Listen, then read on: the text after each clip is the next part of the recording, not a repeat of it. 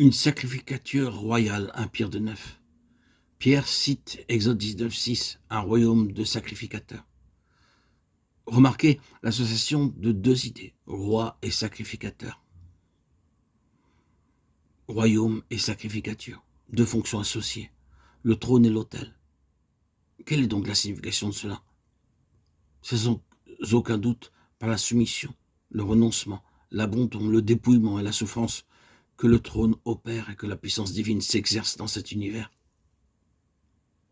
C'est la souffrance et la gloire, la faiblesse et la puissance, choses qui semblent contradictoires.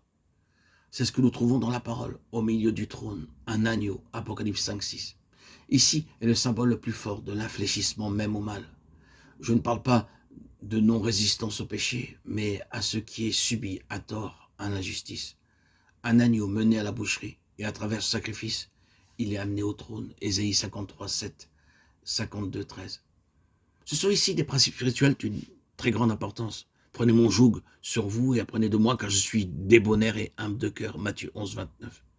C'est le roi qui parle. C'est celui entre les mains duquel il est dit « Toute autorité m'a été donnée dans le ciel et sur la terre ». Matthieu 28:18. Voyez comment il a reçu l'autorité, comment il a atteint le trône. L'assemblée est supposée ressembler à cela, une sacrificature royale, d'un côté engagé dans le sacrifice et la souffrance, comme le sacrificateur et en même temps gouvernant et régnant sur le trône comme un roi. Un seul homme nouveau, Éphésiens 2:14-16, Galates 3:28. Le titre préféré utilisé par Jésus lui-même est le Fils de l'homme. Bien entendu, l'unité dont il est fait mention par Paul est le résultat de la disparition de l'entité de ceux qui composent cet homme nouveau. Il n'y a plus ni juifs, ni de gentils en tant que nationalité différente, en tant que représentants de deux ordres humains. Ils ont disparu. Ils se sont éteints.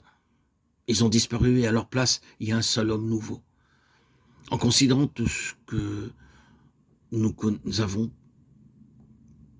quant à la signification de l'incarnation, nous devons dire que l'Assemblée est une entité totalement différente. Elle représente une humanité atypique et singulière. Elle constitue une race d'hommes distincts, un ordre différent, exactement comme Christ était différent. Chez lui, la différence était intérieure. En le considérant d'extérieur, les gens ne discernaient pas la grande différence. Il se peut qu'il y ait eu quelques traits qui étaient différents des autres hommes, mais s'il en fut ainsi, ils n'ont pas été impressionnés par ces traits.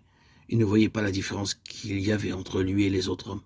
Celui-ci n'était-il pas le charpentier, Marc 6:3 ? Il parlait de lui comme il l'aurait fait d'autres hommes, le considérant de l'extérieur. Mais en tant qu'homme, il était différent.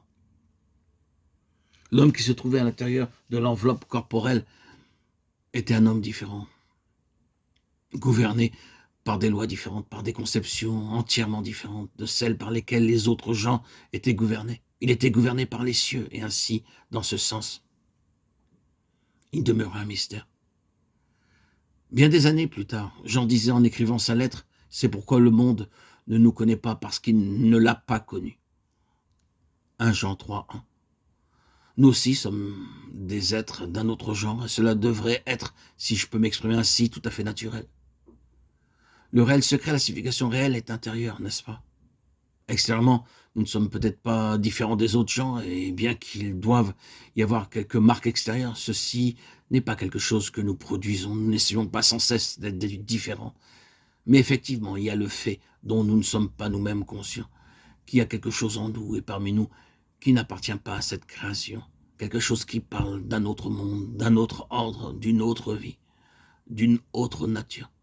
Dans des circonstances données, nous ne nous comportons pas comme d'autres simplement le feraient. Et si l'Église composée de beaucoup d'individualités est appelée à ressembler à cela, un seul homme nouveau. Voilà la représentation de ce que pourrait être donné comme nom à l'Église. Éphésiens 2:14-16, Galates 3:28.